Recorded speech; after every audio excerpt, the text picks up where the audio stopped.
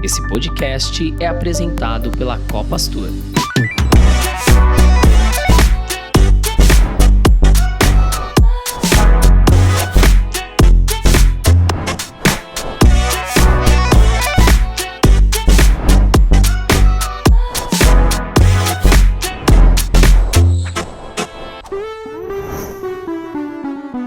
Serão todos bem-vindos ao voo do Saída de Emergência com destino ao conhecimento.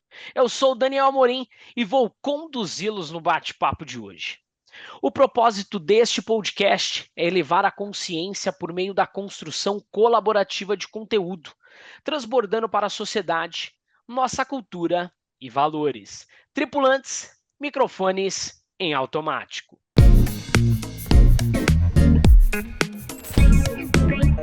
Uma viagem espiritual é mais do que uma simples jornada. É a verdadeira busca profunda por autoconhecimento e entendimento do mundo ao nosso redor. Nesse caminho, temos a oportunidade de nos conectar com algo maior, seja através da religião, da meditação, da natureza ou qualquer outra prática. Esse tipo de viagem traz inúmeros benefícios. Além de momentos de paz e tranquilidade, ela nos ajuda a encontrar respostas para questões íntimas, fortalece a espiritualidade e nos oferece uma sensação renovada de propósito.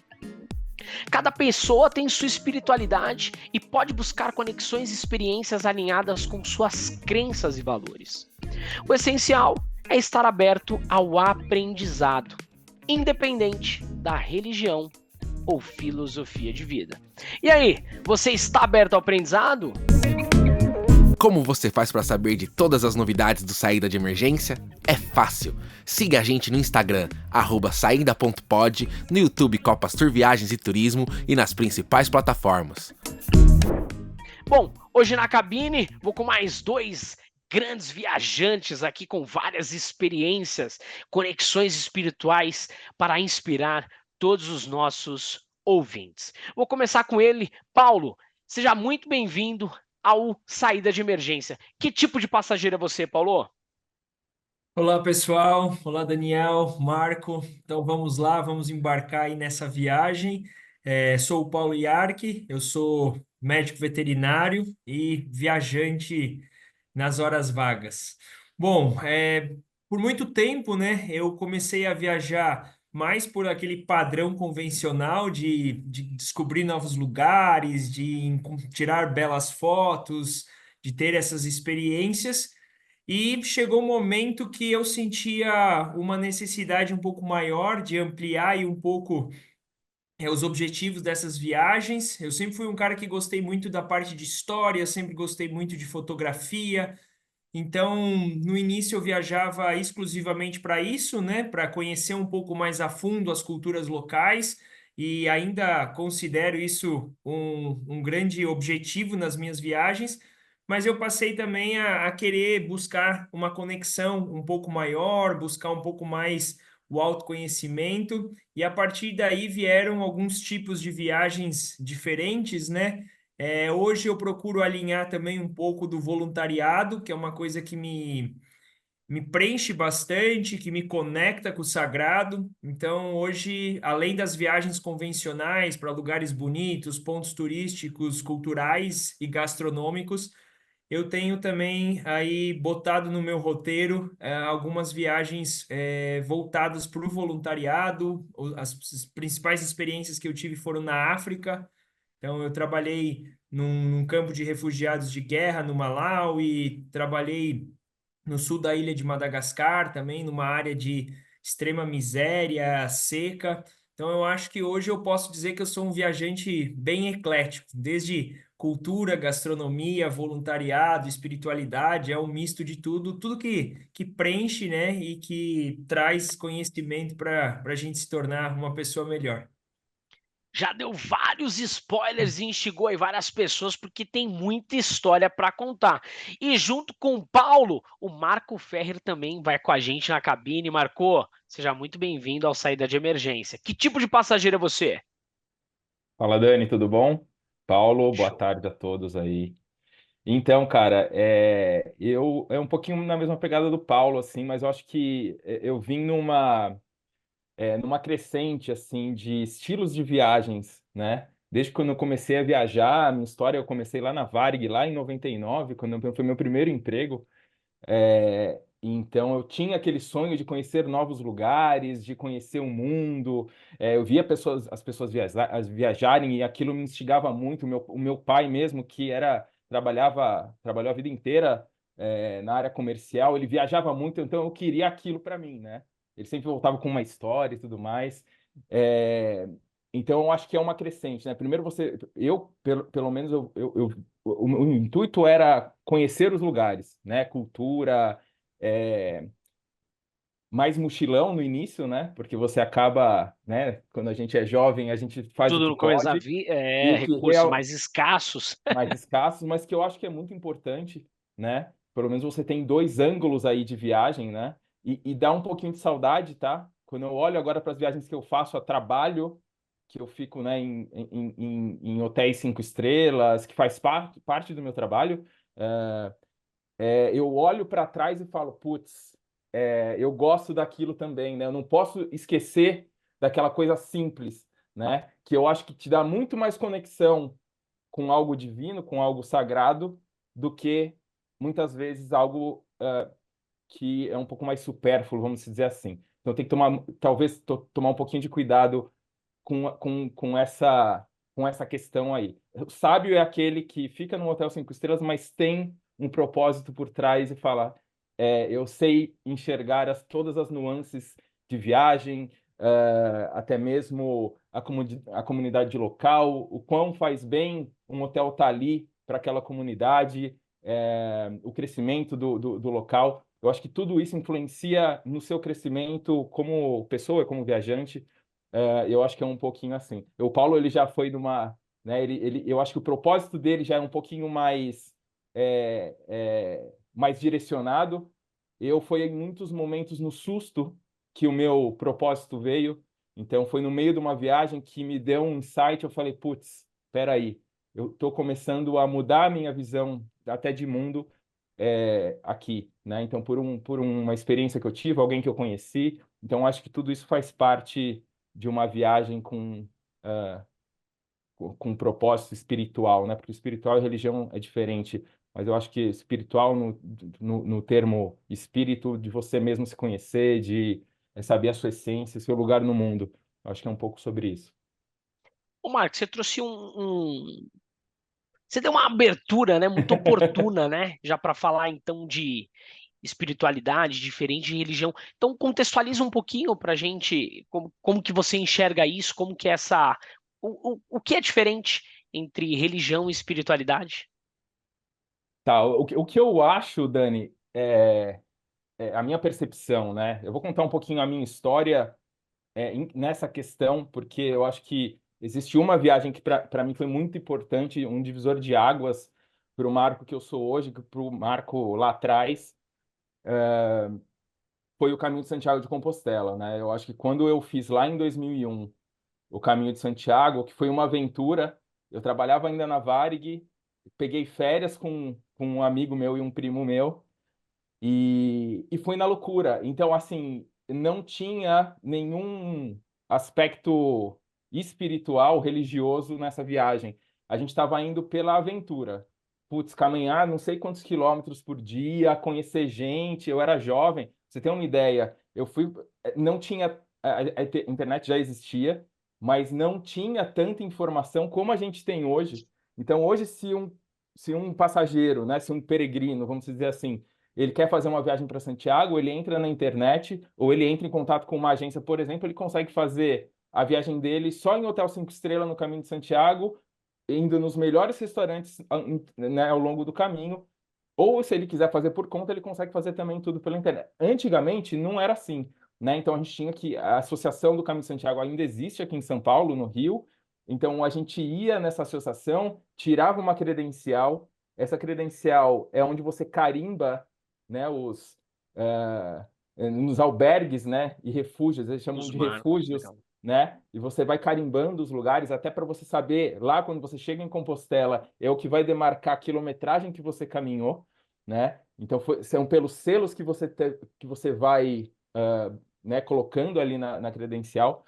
Então a história foi essa, né? Eu fui com uma mochila de 19 quilos, eu não tinha experiência nenhuma como viajante de Exato. caminhadas pesado, só que eu terminei com 7 quilos, né? Então aí aquela coisa, eu tive tanta coisa bacana que aconteceu ao longo do caminho, você ter que fazer escolhas, né? O que que é essencial para você? Você quer continuar com 19 quilos na mochila e se ferrar, né? Ou você deixa o que não é essencial, você deixa para trás o que realmente não é importante, né? Para você ter uma ideia, eu tenho primos que moram em Madrid e eu tinha levado roupa para sair de balada em Madrid quando fosse para Madrid depois do Caminho de Santiago. Então, assim, a ideia totalmente é, errada desse tipo de viagem, né? Então, mas que foi muito bom para mim, né? Então, eu tive uma questão espiritual de desapego, vamos dizer assim, que talvez a maioria dos meus amigos com 20 anos, eles não tiveram, né? Então, imagina só, eu voltei do Caminho de Santiago com uma puta experiência de vida. Quando eu voltei para o Brasil, eu tinha mudado muito e todos os meus amigos aqui tinham continuado iguais, teoricamente, né? Então, o salto que eu tive de posso dizer, de evolução humana, de consciência, foi muito grande, enquanto os meus amigos ainda estavam num processo, porque realmente eles não tiveram a oportunidade que eu tive, ou não estavam preparados para aquilo, eles não tiveram um chamado para aquilo naquele momento, né? E aí quando eu falo, você perguntou, né, de religião e espiritualidade, né? Espiritualidade. Porque quando você vai num intuito religioso, você tem dogmas já meio que pré-estipulados da religião e você segue aquilo. Então você se ancora numa religião, nos dogmas, numa filosofia de religião e você segue aquilo, né? E quando você segue aquilo, pode ser para sua ascensão espiritual, para o seu, para sua evolução, para o seu desenvolvimento como pessoa, que é muito bacana. Eu acho que muitas pessoas precisam disso, mas existem também aquelas pessoas que têm um contato com algo sagrado e divino, sem ter mesmo ter entrado numa igreja, tá? Então, por isso que eu falo que é muito relativo, né? Espiritualidade qualquer um pode ter, né? O Paulo é veterinário, por exemplo. Eu posso bater aqui o martelo aqui, ó, apostar com vocês que muitas experiências com animais são experiências espirituais e religiosas em, numa outra proporção, e não tem nada a ver com religião em si, né? Com um dogma, né? O... Então, Pegando a quando eu falo deixa de aí, religião, espiritualidade, é um pouco assim. Por favor, Paulo, pode ir. pegando a deixa do Caminho de Santiago, eu tive a oportunidade de fazer em 2019, então, um tempo. Um 2 anos parceiro antes. peregrino aí. Então foi muito bacana porque eu tive, acho que a mesma impressão do Marco, que quando me perguntavam por que que você está indo caminhar 800 quilômetros com uma mochila nas costas, eu falava, eu estou indo pela aventura. E aí eu nunca esqueço que eu escutei de uma peregrina, ela falou assim, o caminho vai te mostrar por que que você está aqui. E aí eu fiquei com aquilo na cabeça e fui. Eu fui sozinho, falei, vou lá, eu não sonho realizar o caminho de Santiago, e aí eu fui pela aventura. E aí, durante o caminho, eu tive canelite no quilômetro 600. E aí eu não conseguia mais apoiar o pé no chão, assim. O meu pé doía muito e eu estava muito perto e muito longe, porque faltavam somente 200 quilômetros, mas 200 quilômetros com o pé machucado era muito difícil. E eu nunca esqueço, né? Eu sou espírita, aí eu nunca esqueço que eu entrei numa capela lá, numa cidadezinha, num povoado, um domingo à tarde, assim, não tinha ninguém. Eu já não conseguia mais apoiar o pé, e lá eu sentei, comecei a conversar com o meu guardião, falei, cara, eu quero muito terminar isso aqui. E acreditem ou não, no outro dia, assim, eu caminhei como se nada tivesse acontecido. Então eu tive uma prova muito física ali. E aí, aquele momento que eu tive essa prova física, eu falei, não, agora eu entendi por que eu tô aqui. E o legal, que eu acho que eu faço uma analogia, o caminho de Santiago é a melhor analogia da vida. Porque no caminho de Santiago você precisa de pessoas. Por mais que eu fui sozinho, você vai precisar de ajuda a hora que der uma bolha, a hora que você para pedir uma informação, a hora que você está cansado, conversar com alguém, dar risada, melhora teu ânimo. Então na vida a gente também precisa. Na vida a gente precisa cuidar do corpo, não tem como, você precisa cuidar do seu físico. E no caminho também, se tu não cuidar do físico, não passar um protetor solar, não cuidar, você vai ter dor física e vai te impossibilitar de continuar o caminho.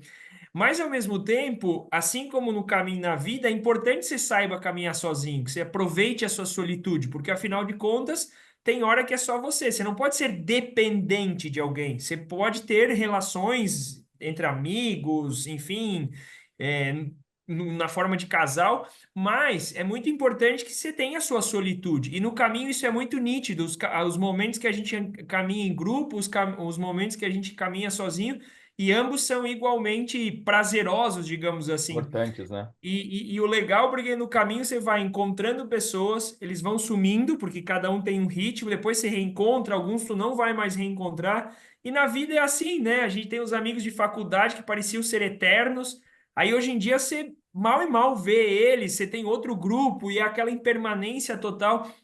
Então eu sempre brinco que o caminho de Santiago é uma analogia perfeita da vida.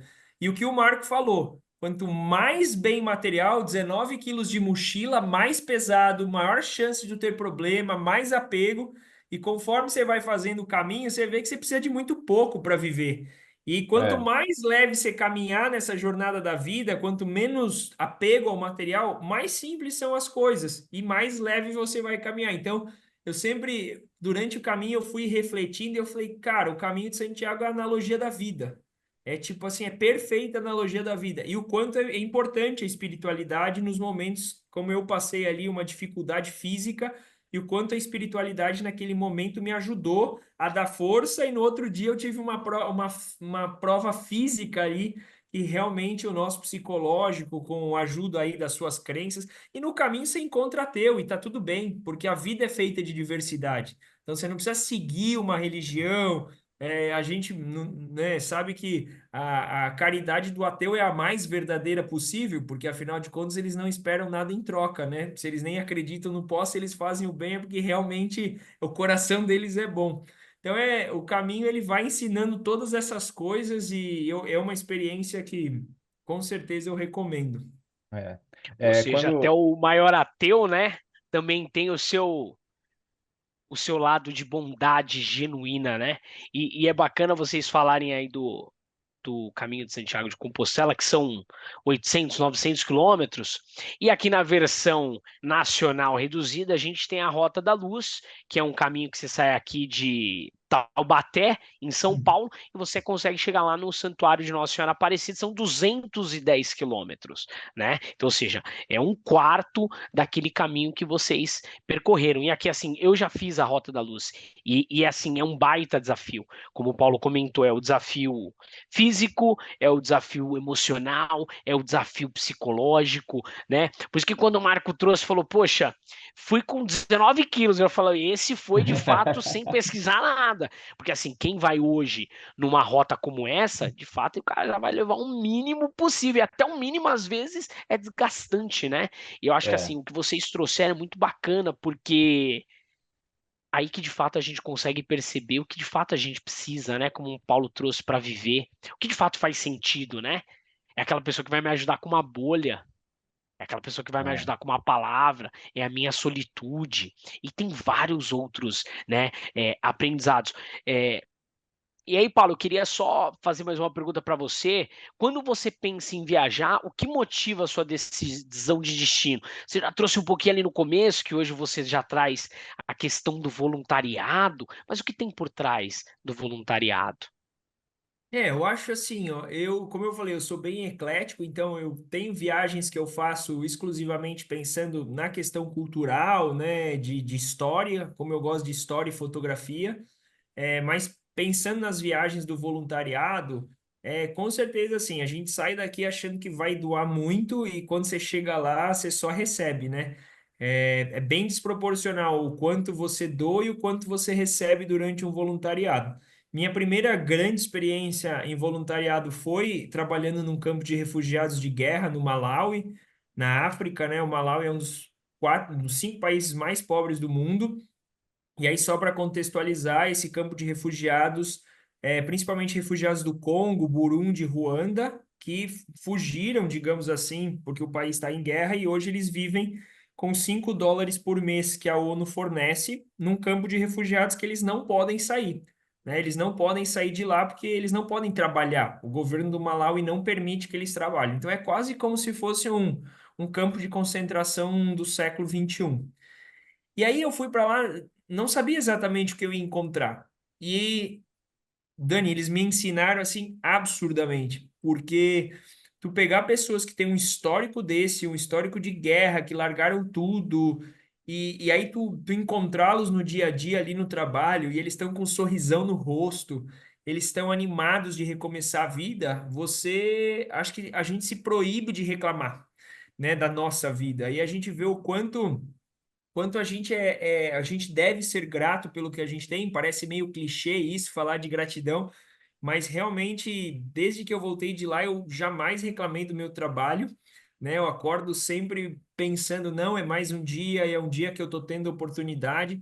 Então, ó, não, eu sempre brinco, né, que as pessoas às vezes relacionam, foi fazer um voluntariado, que heróico, né? Parabéns. Eu sempre falo, cara, não tem nada de heróico. Heróico são as pessoas que estão lá vivendo com tão pouco e mesmo assim eles não desistem, mesmo assim eles esboçam um sorriso no rosto. Então, eu acho que por mais que a gente vá doar, a gente volta com uma bagagem gigantesca depois de uma experiência dessas. Então, depois disso, eu acho que indiretamente as viagens com voluntariado ganharam um propósito muito grande. Esse ano eu trabalhei no sul da ilha de Madagascar, numa área de fome, numa área de seca. Então, assim, eu vi crianças com sinais neurológicos de fome. O sul de Madagascar é extremamente primitivo. Você vai numa região que pessoas com transtornos mentais ainda são acorrentadas. Então, assim, é muito, muito difícil, mas com certeza tornou um propósito eu dar um pouco de visibilidade para essas pessoas, querendo ou não, nem que seja no meu meio, para que outras pessoas possam ter a oportunidade de ajudá-las, mesmo que aqui à distância, e tentar contribuir, né? Mesmo que uma pequena parcela, tentar mudar a vida de alguém. Se a gente conseguir mudar a vida de alguém, eu acho que a gente já fez uma boa. A gente já atingiu um grande objetivo na vida. Então, hoje eu creio que as viagens de voluntariado, elas têm tido aí um papel bem importante na minha vida. As suas escolhas, né?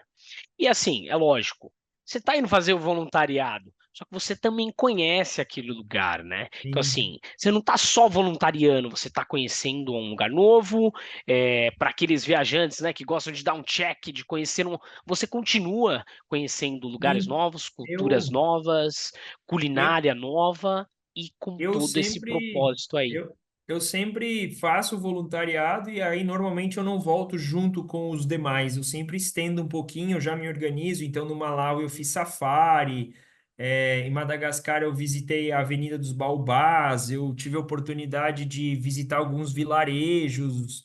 Eu sou veterinário, então aficionado por animais, eu vi muito lêmur e várias espécies que eu queria ver. Fiz quase uma coleção de fotografia de lêmur, então tem toda a parte de juntar também essa parte que a gente que é mochileiro gosta, né? Eu também gosto de viajar de mochila, então nas duas oportunidades eu estendi a minha estadia para juntar as duas paixões aí. Excelente. Não, e eu trouxe esse ponto para ressaltar, porque às vezes, enfim, quem estiver escutando a gente vai pensar, mas fazer uma viagem só de espiritualidade, putz, vou atravessar o mundo, vou lá para a Ásia e não vou conhecer nada. Não, dá para você fazer muito bem os dois, né? Dá para você ter várias experiências dentro de uma única só. E Marco, você trouxe ali no seu comecinho que você era um mochileiro, assim como muitas pessoas gostam, e eu acho que o mochilar é aquele estilo de viagem talvez mais pretensioso, né? Talvez aquele que está aberto ao novo, a conhecer. Você falou um pouquinho do Santiago, que você foi com 19 quilos e foi deixando várias coisas para trás, veio um novo marco, mas o que mais te tocou ali na viagem de Santiago de Compostela? O que mais transformou o marco? Foi só o deixar o que não é essencial para você, ou teve um outro despertar também? Eu acho que foi um pouquinho de tudo, Dani, porque imagina que eu tinha 20 anos, né, quando eu fiz essa viagem. Só para vocês entenderem, eu fiz 5 caminhos de Santiago, né? Eu fiz 5 rotas diferentes. É um expert. É, a gente nunca é expert. Eu acho que está muito dentro da nossa cabeça, né? Essa questão de, ai, precisa ter condicionamento físico, precisa. Cara, é muito relativo isso, né? É, então, o que que aconteceu, né, cara? Eu tinha 20 anos, então eu não tinha tanta. Uma coisa é você dizer assim, uma pessoa de 30, seus 30, 35, 40 anos, que tá ali naquela. Já sabe bastante coisa da vida. E aí você tem um desapego, putz, o cara já tem um cargo bacana numa empresa, e isso eu acho que seria muito relativo, né? Eu lá atrás, eu acho que eu tive é mais uma questão de ter um salto realmente de desenvolvimento como pessoa, assim, eu cresci muito como pessoa do que deixar coisas materiais, né? Porque sim, eu deixei coisas materiais, mas daquele momento, né? Não coisas materiais da minha vida, né? Então, eu não me desfiz de um carro, eu não me desfiz de coisas que realmente eu não precisava, né? Eh, Falo de carro porque realmente eu utilizo muito pouco carro, eu uso muito transporte público aqui em São Paulo, também sou privilegiado nesse ponto. Mas assim, foi mais uma questão de entender que, como o Paulo falou, a gente consegue viver com pouco, né? E isso eu também penso muito nisso, e tento trazer para minha vida atual essas coisas assim. Nunca esquecer de onde eu vim, nunca esquecer das minhas experiências, porque, cara, tudo é passageiro, né? Eh, então, o Paulo também tocou num ponto que eu falo muito. O caminho de Santiago, ele é uma vida em 30 dias, tá? Vamos colocar que 30 dias é o caminho francês. Dani, você quer que eu dou uma contextualizada no caminho de Santiago, como ele surgiu? Porque talvez muita gente que está escutando não sabe como surgiu o caminho de Santiago. Talvez pode ser uma oportunidade de Eu acho que é conhecer legal. mais. Eu acho que se você puder fazer uma síntese Tá, rapidinho, vai que vai. Acho legal. que é legal. O caminho de Santiago, então, ele surgiu, né, após a ressurreição de Cristo. Cada apóstolo foi para uma parte do mundo, né? Então, São Pedro foi para aquela região da Itália, onde hoje é Roma, e tudo mais. Santiago, segundo a tradição católica, né? Eram dois Tiago dos apóstolos, era o Santiago maior e Santiago menor. O Santiago que foi para, né, que hoje onde é Santiago de Compostela é o Santiago maior. Então ele foi pregar naquela região da Península Ibérica, né? Naquele tempo não tinha, vamos colocar que era mais ou menos ano 4, vamos dizer assim. Então eles não tinham, depois de Cristo, tá? Depois da morte de Cristo, ano 4, tá? Ele chegou numa região pagã, né? Então aquela região onde é hoje Portugal, Espanha, era uma região pagã, então eles cultuavam os elementais da natureza, eles eram celtas, né? Então chega um rapaz lá querendo pregar a palavra de Cristo, ele não teve muito êxito. Então, o que que ele fez? Ele conseguiu sim alguns discípulos ali, só que em determinado momento ele falou assim: eu vou voltar para Jerusalém, né? Quando ele ia voltar para Jerusalém, aí, isso também é importante a gente dizer, porque existe uma imagem de Nossa Senhora que é muito cultuada na Espanha e também em outras regiões, que é a Nossa Senhora do Pilar, né? Por que que chama Nossa Senhora do Pilar? Porque a Nossa Senhora ela apareceu em cima de um pilar para Santiago, para Tiago, e disse: não volte, porque você vai morrer. Só que ele mesmo assim disse: se essa é a minha missão, eu vou voltar para Jerusalém. E ele voltou e ele foi morto. Na época era Herodes Agripa quem era como se fosse daquela região ali, o governador daquela região. Ele foi esquartejado, o corpo, os pedaços do corpo dele foram jogados para fora da muralha de Jerusalém. Esses discípulos tinham ido com ele para Jerusalém, 2 deles. Eles pegaram os restos mortais de Tiago e eles voltaram para a região ali da Península Ibérica. Já na Idade Média, já um salto aí de tempo, vamos colocar aqui no ano acho que foi encontrado mais ou menos ali no ano 6, 500 e pouco. O que aconteceu? Eles acharam um túmulo com inscrições que ali estava Tiago Maior, discípulo de Cristo. E então, deixa eu só voltar um pouquinho, tá? Por que chama Santiago de Compostela? Porque existia uma pessoa, né, que chamava Pelaio, que era um camponês. Ele via uma chuva de estrelas num local. Então já existia a igreja, né, a igreja católica. Ele chegou para dos bispos ali e falou assim: olha, eu vejo uma coisa estranha num local e eu queria que vocês fossem lá averiguar o que é. E foi aí que eles descobriram a tumba de Santiago, né, o túmulo de Santiago com essas inscrições e tudo mais. Então daí esse bispo falou: vamos construir uma igreja em nome de Santiago Maior. E é aí que está a primeira igreja de Santiago, onde o túmulo fica em Iria Flávia. É uma cidadezinha pequenininha, perto de Compostela, né? Então, o corpo de Santiago, ali, os restos mortais, por muito tempo ficou nessa cidadezinha, uma igrejinha pequenininha, e depois foi trasladado ali para onde hoje é Compostela, Santiago de Compostela. E por que das peregrinações? Por que as pessoas iam lá? Primeiro, porque era um apóstolo de Cristo, né? Então, o mais próximo daquela região que você ia ter em contato com alguém, né, com um nome divino, alguém tão importante, era ali, tá? Foi também uma opção daquela região da Europa para, né, tinha muito conflito em Jerusalém já naquela época, então e Roma também sempre teve conflito, então Compostela era uma opção de peregrinação cristã na Idade Média, ao invés de Roma e ao invés de própria Jerusalém. Então Santiago começou a ter muito fluxo de peregrinos caminhando para chegar ao túmulo de um apóstolo de Cristo.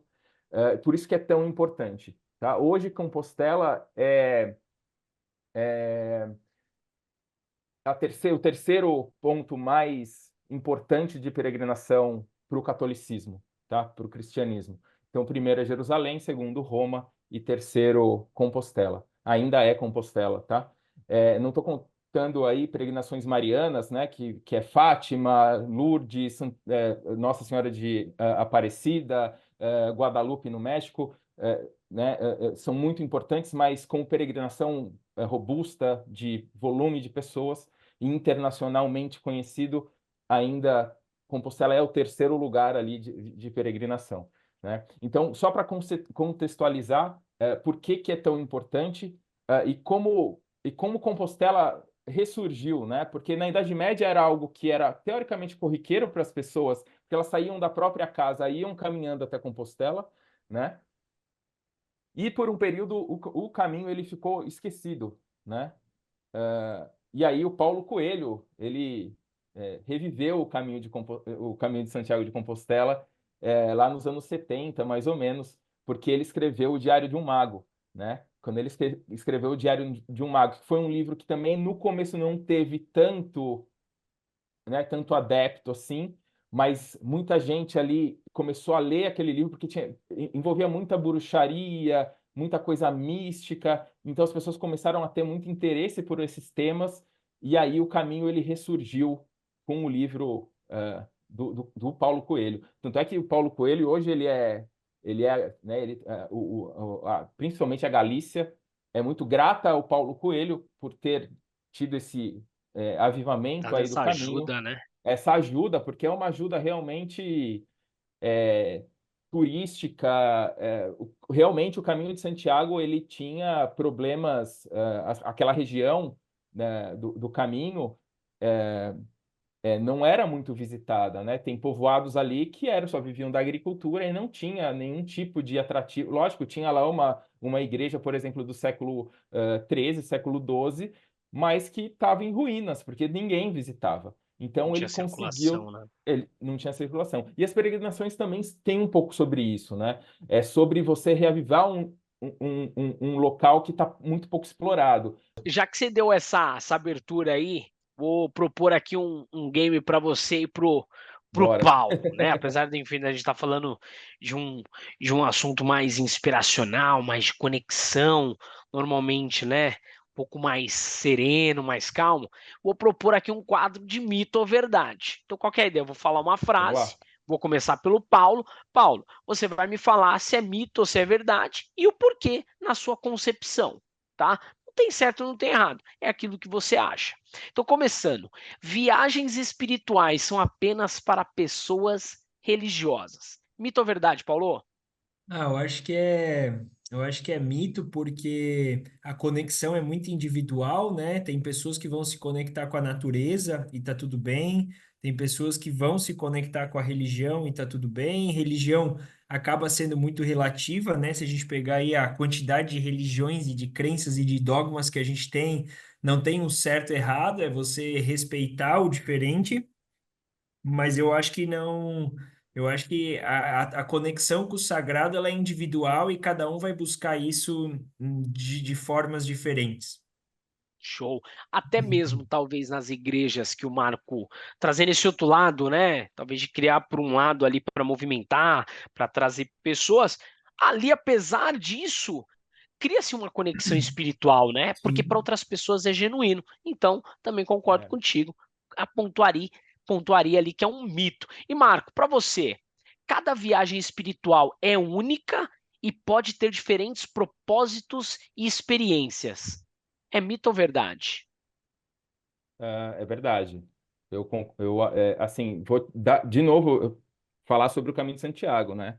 Quando eu converso com as pessoas que até querem fazer o caminho, eu falo que elas não vão ter a vivência que eu tive, né? Porque eu conto histórias do caminho, a gente não vai ter tempo aqui hoje para eu contar tantas histórias sobre o Caminho de Santiago como eu tive, porque eu fiz 5, é muita coisa, mas as pessoas, elas às vezes elas querem ter a mesma experiência ou querem ter algo, um insight espiritual igual ao meu. E eu falo, tomem muito cuidado, porque o que eu vivi vocês não vão viver, né? Foi um momento que era muito único, realmente, era um momento meu.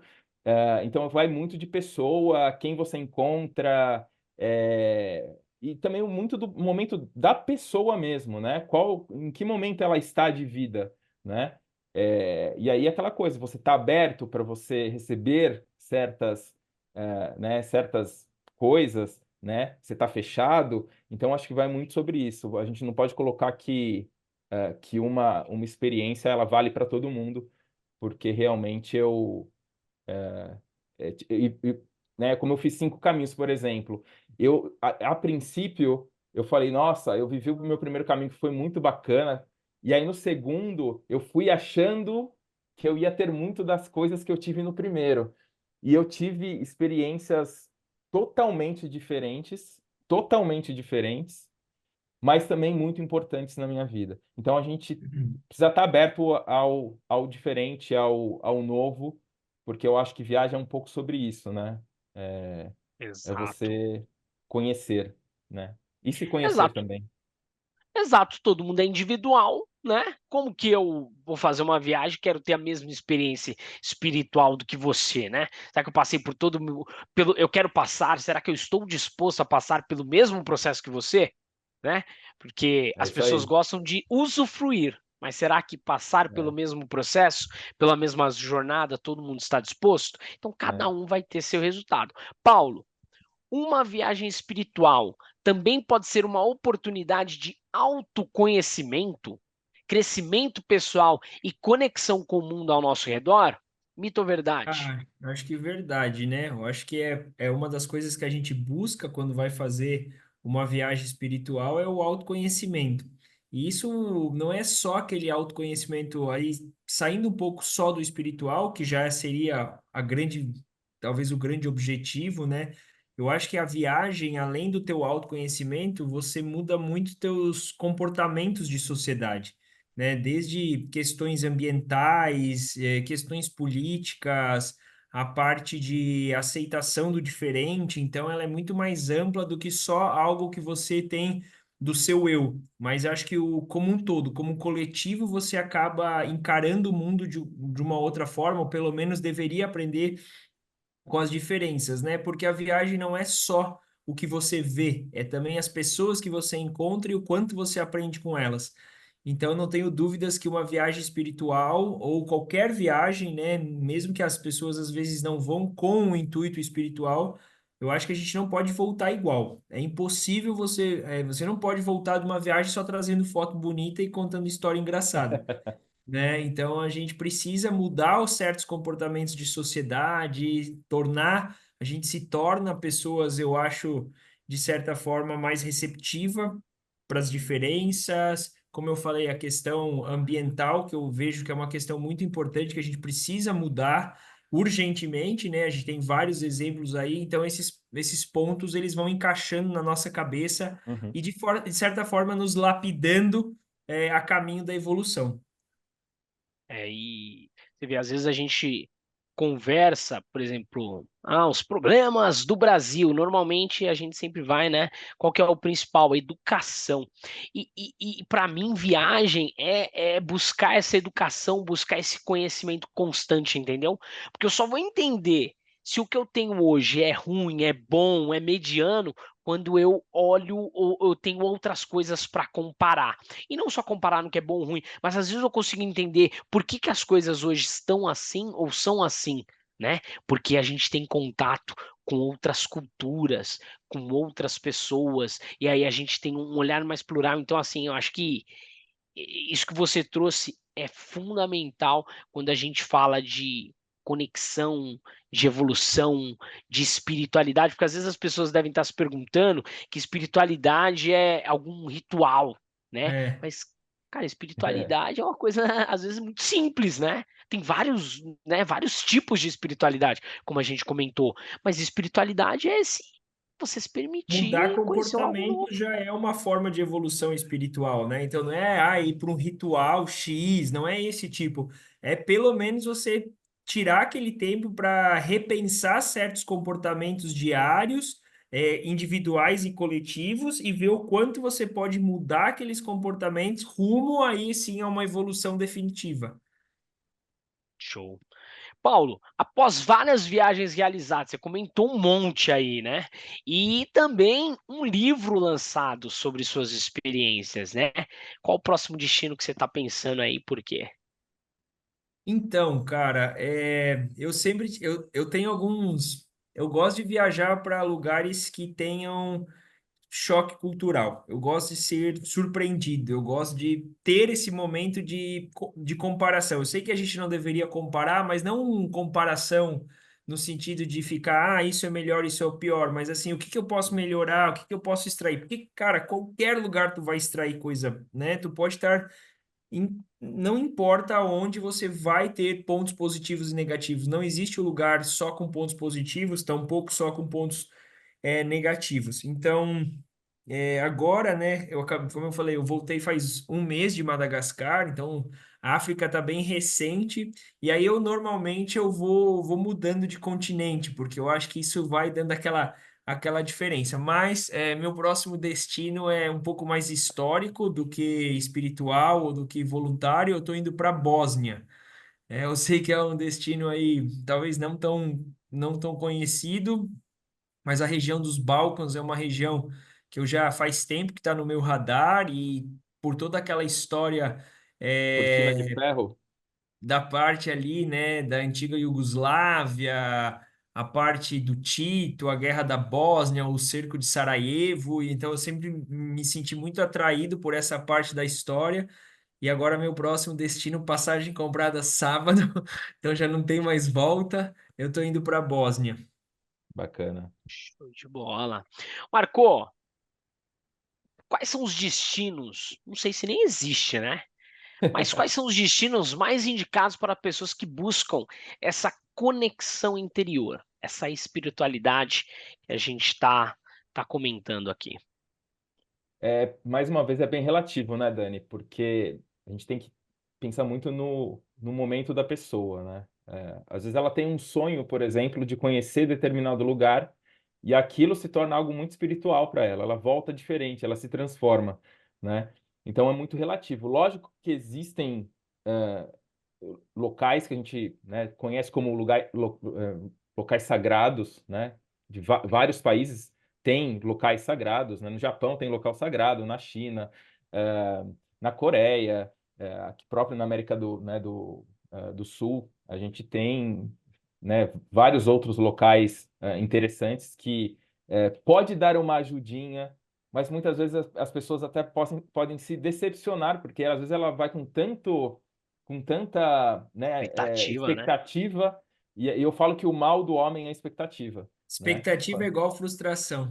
Igual Equivalente à frustração. frustração. Então vamos colocar a expectativa baixa para certas coisas, mas é legal quando a gente coloca uma expectativa muito grande e ela supera, né? É, mas assim, tem né, alguns locais que são muito interessantes e propícios para esse tipo de coisa, né? Eu vou colocar aqui a Índia, por exemplo, que é muito diversificado ali até em religião, né? Porque tem uma parte hindu, tem uma parte muçulmana, então eu acho que a Índia seria um dos locais que eu, de cabeça, colocaria como na lista aí. Não sei se o Paulo já foi para a Índia. Já fui, cara. Eu fiquei Já 30 foi. dias na Índia e é a beleza no meio do caos, né? Falam Defina aí. falam que as pessoas têm que estar preparadas para ir para a Índia. Não sei se existe um chamado também. Tem gente que fala assim, não, existe um chamado para a Índia. Você vai saber quando ir para a Índia. É, mas eu acho que eu colocaria. Mas quer contar alguma coisa aí, Paulo? A Bacana aí Índia, sobre a a Índia. Índia é um dos meus países favoritos no mundo, mas eu diria que a Índia não é para todo mundo, né? É, Eu acho que a Índia é um país que, não digo nem de experiência, assim, não é muito viajado, pouco viajado, não é uhum, nesse sentido, mas realmente a Índia não é igual arrumar uma mala e pegar um avião e descer num país e vamos desfrutar. A Índia realmente ela requer um certo planejamento psicológico, né?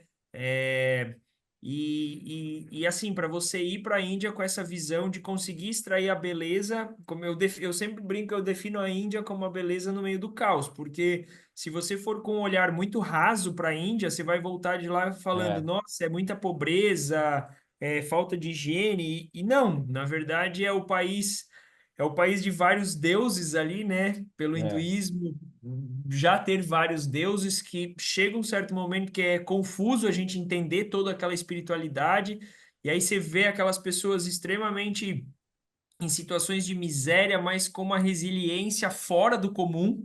Então, aquilo ali é um baita aprendizado. Você vê aquelas pessoas dormindo na rua, nos canteiros, aquela quantidade enorme de gente, né? Hoje, o país mais populoso aí, e com uma resiliência. Eles vivem muito o sagrado, a Índia, essa que é a verdade. é. O sagrado, a espiritualidade, ela faz muito parte do cotidiano do indiano, vamos colocar assim. Uhum. Então, eu acho isso me surpreendeu, assim, né? O quanto eles vivem pro espiritual, quanto eles vivem para quando eles desencarnarem, né?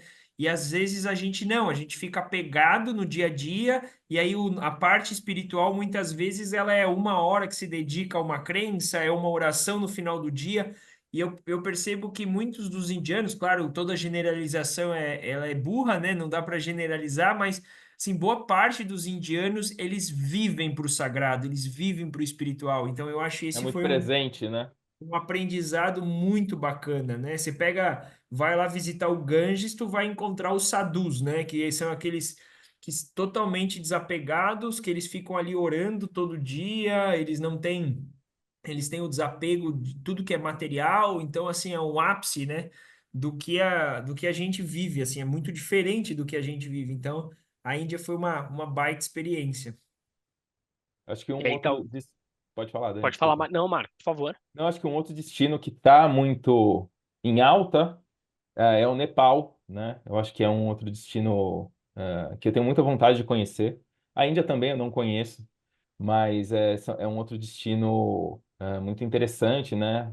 Dizem que é um dos países mais felizes do mundo, é, mas, é, mas é isso, né? É relativo. Quais são os destinos mais espirituais, né? Acho que depende muito da pessoa realmente. É, Legal. E só para reforçar para todo mundo aí, né, Marco? Inclusive, Marco, fala só rapidinho, se você puder, do Goiás Soul, porque eu acho que talvez as pessoas, através desse serviço, elas vão poder, enfim, encontrar vários destinos aí transformadores. Legal. O Goiás Soul é uma proposta aí que veio de várias conversas da equipe, muita coisa que eu também trouxe quando eu cheguei aqui na Goia, de trazer mais propósito para as viagens, né? Uma pegada meio realmente assim, cara, realmente, eu vou fazer uma viagem, mas eu quero algo a mais. Eu acho que toda viagem é transformadora, né? É o que o Paulo falou, cara, eu vou para uma viagem, mas eu não posso voltar igual, né?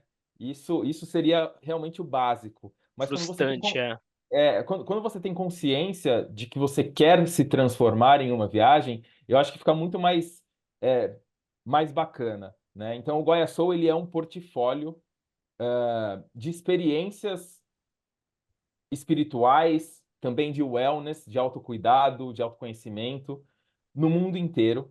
Então, a gente dá alguns teases né, de coisas que a gente pode proporcionar para o cliente em diversas localidades, e aí a gente consegue montar um roteiro para ele, né, tanto cultural e colocando essa parte espiritual no meio, ou se a pessoa quer, não, eu quero 100% da minha viagem espiritual, a gente consegue também oferecer para o cliente, né? Não, eu quero ir para um ashram lá na Índia e ficar realmente, a gente consegue fazer isso para o cara. Então, são viagens com um propósito. Tem uma outra parte que é o pré-viagem, que é bem bacana, que a gente traz, né, como se fosse um aconselhamento, né?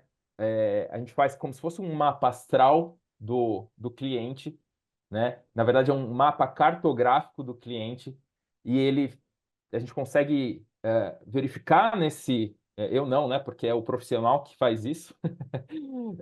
Ele vai mostrar qual é a localidade mais interessante para ele viajar naquele momento, né? Na data que ele tem, conforme né, essa questão aí do mapa astral, né, o cartográfico é esse mapa astral que é em cima do mapa mundi. Então, conforme os planetas estão ali e com a data que a pessoa, né, passou para a gente consegue mostrar para ele qual que é o momento, né, qual que é o destino mais interessante que ele vai ter um insight. Ah, eu quero, né, conhecer uma pessoa. A gente meio que vai dar algum tipo de informação ali do destino que seria mais propício para ele conhecer, né? Ou ela conhecer uma pessoa naquele momento da vida dela, ou no aniversário dela, por exemplo, qual o melhor local para eu passar o meu aniversário? A gente consegue fazer esse estudo cartográfico e oferecer para ela o melhor local para ela passar uma experiência ou a viagem inteira, ou conforme o que ela está aí pensando. Tá? Então, o Goia Soul ele veio para trazer mais propósito para os nossos clientes, né? Também em questões de espiritualidade, mas também essa questão né, de fazer mais sentido para ela aquele local e não o outro. Né? Então, é mais nessa linha, Dani. Show de bola, hein, Paulo? Diferente, né? Goiás Legal, Soul. hein? Nem conhecia isso. Você Muito viu? bacana. Já Quem Vamos fazer uma sabe eu aproveitou aqui faço a experiência, o. minha Paulo? Cara, próxima existe via uma experiência. mapa. Então, tem uma experiência que é o blind, né? Então a gente faz o mapa para você e você não sabe para onde você ir, para onde você vai uma semana antes da viagem. Claro que Caramba. se tiver um visto envolvido, aí a gente vai ter que te informar, porque você vai ter que tirar o visto, né? Mas no blind, você não sabe até uma semana antes para onde você vai. A gente só vai te mostrar o que você tem que fazer. Se, por exemplo, é um trekking em algum lugar, a gente fala, olha, a sua mala vai ter que ter coisas para Mais trekking. coisa. Então, mas aí você não sabe. Então, se você for um cara aventureiro a esse ponto, a gente pode fazer com você essa experiência. Gostei, hein? Gostei disso. Achei bem interessante. Já dá emoção pré-viagem. Não é? Bem Total, inusitado, total. né? É, bem inusitado. Eu acho que aí a questão é aquilo que a gente falou um pouco, né? É você estar aberto. Porque quando você está aberto, você aproveita aquilo que tiver, o que tiver preparado para você. Agora, quando a gente não está disposto, aí pode ser o destino mais luxuoso, que talvez não vai fazer sentido para a gente naquele momento, né? Pessoal, queria agradecer a participação de vocês. Para mim foi sensacional. É, eu posso dizer, tá, que eu estou espiritualizado após essa conversa, porque vocês trouxeram várias nuances, né, que acalmam, que mostram pra gente um outro lado. Então, eu acho que isso também é espiritualizar, né? Eu acho que espiritualizar a gente tá disposto ao novo. E aí a gente conseguir se conectar genuinamente aonde a gente estiver. Né? Então, eu vou levar esse aprendizado, quero provocar todo mundo aí que estiver ouvindo a gente ao que for espiritualidade para você. Comenta aí onde você estiver escutando, seja no YouTube, no Spotify, no Deezer, comenta o que é para você essa espiritualidade e aí depois a gente vai checar tudo. Paulo, muitíssimo obrigado aí por ter voado junto com a gente aqui no Saída de Emergência. Muito obrigado. Eu agradeço imensamente a oportunidade de dividir um pouco das nossas experiências, né? Conhecer novos pontos de vista aí com o Marco. Então, foi realmente um bate-papo muito prazeroso. Obrigado mesmo. Marcou, para você também, meu parceiro. Muitíssimo obrigado por ter topado e por ter provocado esse podcast aqui. Então, muito obrigado aí por ter participado do Saída de Emergência. Tá aí, Dani, obrigado a você, foi muito bacana, obrigado, Paulo. Acho que 50 minutos, nem sei quanto tempo deu, mas é pouco, né? Porque é tanta coisa que a gente pode desenvolver na conversa, mas a gente pode depois marcar uma breja para a gente falar até mais sobre as nossas Com viagens e certeza próximas dá para viagens. fazer o Conexões 1, Conexões 2, Espiritualidade 3 e por aí vai. Quem já Bora, voou eu topo. 5 vezes para Santiago de Compostela, poxa, tem bastante história para contar, né? E você, curtiu esse voo? Compartilha com seus amigos e voe junto com a gente. Chegamos ao fim do nosso voo, não saia da janela e aguarde os próximos podcasts. Obrigado.